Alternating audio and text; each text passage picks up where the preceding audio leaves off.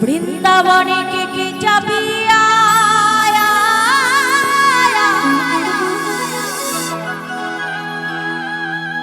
Radha জপলে শ্যামকে